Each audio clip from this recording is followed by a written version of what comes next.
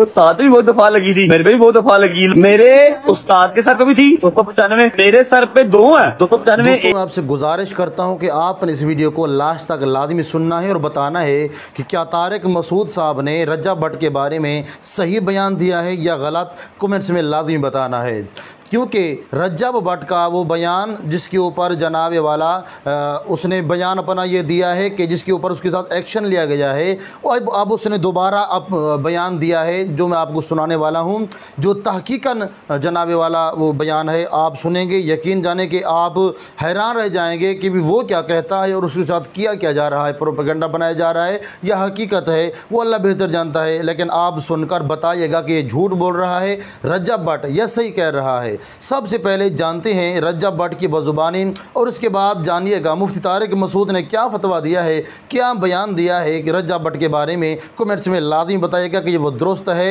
सही है या गलत है। सबसे पहले आप इस वीडियो को लास्ट तक सुनिएगा, एंड में मैं आपको हकीकत से ज़रूर आगाही कर दूंगा। सबसे पहले वीडियो जानते हैं। उस्ताद भी बहुत दफा लगी थी, मेरे पे भी बहुत दफा लगी, मेरे उस्ताद के सर पे भी थी 295, मेरे सर पे 2 है 295 ए 295 सी, जो हमारा आज परफ्यूम लॉन्च होने जा रहा है उसका नाम भी 295। बिस्मिल्लाहिर्रहमानिर्रहीम। मेरा नाम है जी रजब। मेरी आप सबसे रिक्वेस्ट है कि इस वीडियो को पूरा देखिएगा।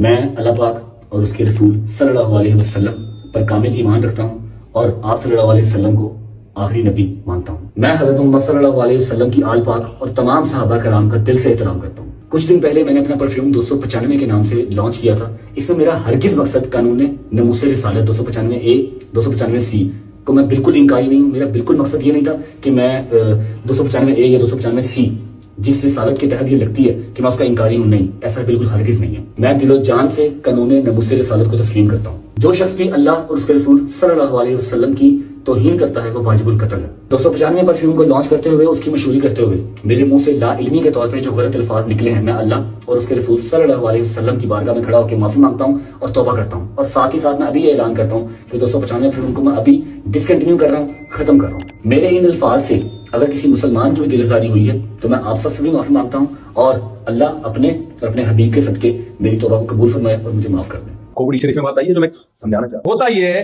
कि तमीज और मुसलमान दो अलग अलग चीजें हो गई हैं। तमीज और मुसलमान क्या हो गए हैं? ये तरीका बहुत खतरनाक है, इससे इस्लाम की कोई खिदमत नहीं होगी, इससे आपका इमेज दुनिया के सामने, पाकिस्तान का इमेज कितना खराब हो गया। ये अमल धेले का भी नहीं है, अमल जो है ना धेले का भी नहीं। और इन चीजों में आप देखो कि क्या हो रहा है। एक कुछ पिछले साल का वाकया, उसकी जबान से गलती से एक लफ्ज निकल गया, उसको उर्दू भी नहीं आती थी बेचारे, लोगों ने पकड़ के ऑन द स्पॉट जान से मार दिया। यार सर पे टोपी है, उसके दाढ़ी है, वो क्यों नबी की गुस्ताखी करेगा?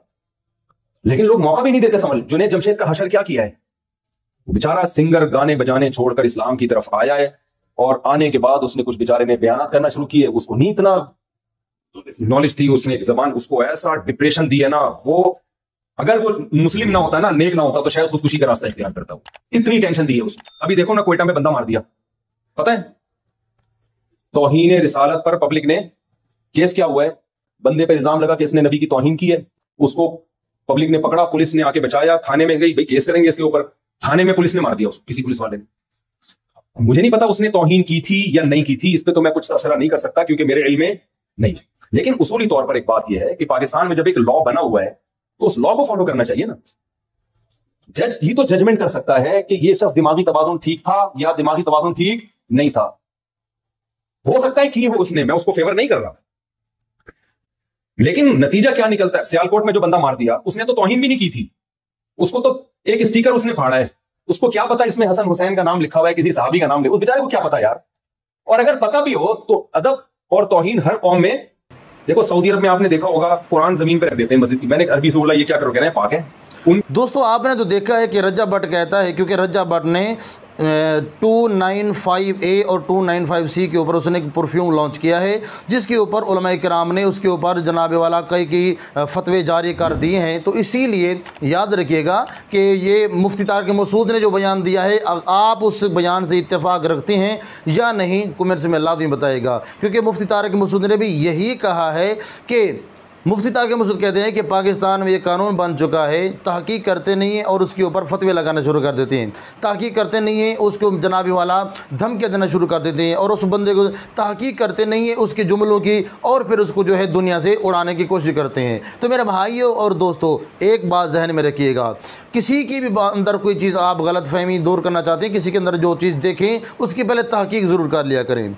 मैं भी मानता हूँ, लेकिन तारिक मसूद ये कहता है, याद हो मौलाना तारिक मसूद, मुफ्ती तारिक मसूद को आगाही नहीं है उसकी हर एक बात से। अगर आगाही है तो फिर उन्होंने ये क्यों कह दिया है कि पाकिस्तान का कानून भी ऐसा बन चुका है? आप क्या मुत्तफिक हैं रज्जब भट्ट मुफ्ती तारिक मसूद के इस बयान से? मुत्तफिक हैं तो कमेंट्स में लाज़िम बताइएगा। अगर वो फेक बयानात और फेक वीडियोज़ अपलोड कर दिए रज्जब भट्ट ने, तो वो भी आपने लाज़िम बतानी है कि इसके बारे में आप क्या बोलना चाहते हैं। आप जो कुछ कहना चाहते हैं, राय देना चाहते हैं, कमेंट्स में लाज़िम बता दीजिएगा। मज़ीद अपडेट के लिए मिलते हैं अगले वीडियो में। अस्सलामु अलैकुम वरहमतुल्लाहि वबरकातुहू।